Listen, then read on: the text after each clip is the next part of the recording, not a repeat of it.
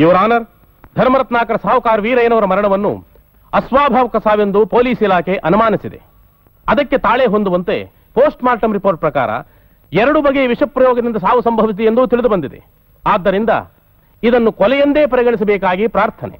Object your honour, ಸಾಹುಕಾರ ವೀರಯ್ಯನವರ ಸಾವು ಕೊಲೆ ಅಲ್ಲ, ಆತ್ಮಹತ್ಯೆ. ಅದೇನೇ ಆಗಿದ್ರು ಈ ಘಟನೆ ನಡೆದಿರೋದು ಆಸ್ಪತ್ರೆಯಲ್ಲಿ.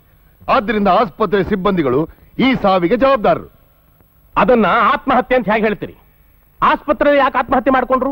ಇಷ್ಟಕ್ಕೂ ಅವರು ಆತ್ಮಹತ್ಯೆ ಮಾಡ್ಕೊಳ್ಳೋಕೆ ಆಸ್ಪತ್ರೆಯಲ್ಲಿ ವಿಷ ಹಾಕಿ ಸಿಕ್ತು.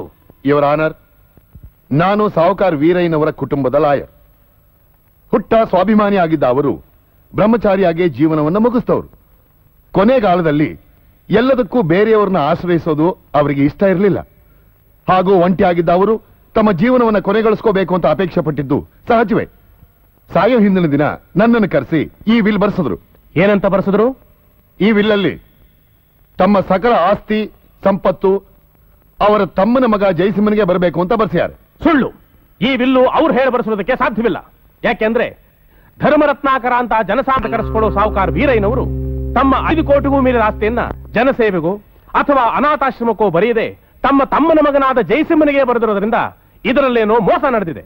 ಆದ್ದರಿಂದ ವೀರಯ್ಯ ತಾವು ಕೊಲೆಯೆಂದೇ ತೀರ್ಮಾನಿಸಿ ನಿಜವಾದ ಅಪರಾಧಿನ ಕಂಡುಹಿಡಿಯೋದಕ್ಕೆ ಪೊಲೀಸ್ನವರು ಅವಕಾಶ ಮಾಡಿಕೊಡ್ಬೇಕು ಅಂತ ತಮ್ಮಲ್ಲಿ ಪ್ರಾರ್ಥನೆ ಮಾಡ್ಕೋತೀನಿ. ಡ್ಯಾಡಿ, ಸೊ ನೀವು ತಪ್ಪಿಸ್ಕೊಳ್ಳೋ ಹಾಗೆ ಇಲ್ಲ, ಓಕೆ? ಯಾವುದಕ್ಕಮ್ಮ? ಯಾವ್ದಕ್ಕ? ಇವತ್ ಫುಲ್ ಡೇ ನಂದು. ಡ್ಯಾಡಿ, ನಂಗ್ ತುಂಬಾ ಬೋರ್ ಆಗ್ತಿದೆ, ಎಲ್ಲಾದ್ರೂ ಹೋಗೋಣ? ಹಾ, ಪಾಟೀಲ್ ಅಂಕಲ್ ನಮ್ ಜೊತೆನೇ ಇರ್ಲಿ, ಅವ್ರು ತುಂಬಾ ತಮಾಷೆಯಾಗಿ ಮಾತಾಡ್ತಾ ಇರ್ತಾರೆ. ಓಹೋ, ಪಾಟೀಲ್ರು ಇಲ್ಲೇ ಇದ್ರಾ?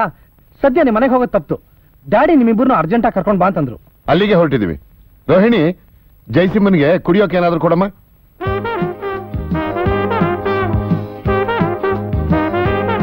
ಅಗಳಗಳ ಬಾಯಾಗಳ ಮತ್ ಬಾಯಾಗೈತಿ, ಕಾಫಿ ಬಂದೇ ಬಿಡ್ತು.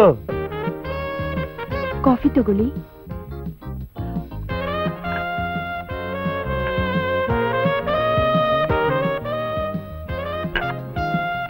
ರೋಹಿಣಿ, ಸೂರಯ್ಯನವರು ನನ್ನ ಅರ್ಜೆಂಟಾಗಿ ಬರೋಕ್ ಹೇಳಿದ್ದಾರೆ, ಹೋಗ್ಬಿಟ್ಟು ಬರ್ತೀನಿ. ನಂಗ್ ತುಂಬಾ ಬೋರ್ ಆಗ್ತಿದೆ ಡ್ಯಾಡಿ. ಜಯಸಿಂಹ, ಇವತ್ ನೀ ಫ್ರೀ ಆಗಿದ್ಯಾ? ಅದಕ್ಕೇನ್ ಸರ್, ನಿಮ್ಗೋಸ್ಕರ ಫ್ರೀ ಮಾಡ್ಕೊಂಡ್ರಾಯ್ತು. ರೋಹಿಣಿನ ಎಲ್ಲಾದ್ರೂ ಸುತ್ತಾಡಿಸ್ಕೊಂಬ. ನೀವ್ ತಪ್ಪಿಸ್ಕೊಂಡ್ಬಿಟ್ರಿ, ಕಿಲಾಡಿ ಡ್ಯಾಡಿ ನೀವು. ಅವನ್ ಕಿಲಾಡಿ ಆಗಿರೋದಕ್ಕೆ ನಿನ್ನ ಬಾಡಿಗೊಂದ್ ಜೋಡಿ ಸೆಟಪ್ ಮಾಡಿರೋದು. ಬಿಡುಗಾಡಿ. ಹೋಗಿ ಅಂಕಲ್.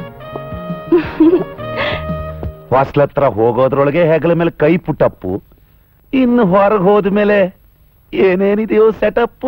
ನಾಳೆ ಎಕ್ಸ್ರೇ ತೆಗೆದ್ಮೇಲೆ ತಾರೀಕೆಷ್ಟು? ಏನಮ್ಮ? 24. ಯಾಕೆ? ಅಯ್ಯೋ, ಅಷ್ಟು ಗೊತ್ತಾಗ್ಲಿಲ್ವಾ? ನಾಳೆ ನನ್ ಬರ್ತಡೇ ಅಲ್ವಾ? ಹೌದು, ನಾಳೆನೆ ನಿನ್ ಬರ್ತೀವಿ ಅನ್ನೋದು ನಂಗ್ ಗೊತ್ತಿದೆ. ಆದ್ರೆ ನಿನಗ್ ನೆನಪಿದೆಯೋ ಇಲ್ವೋ ಅಂತ ಕೇಳಿದೆ.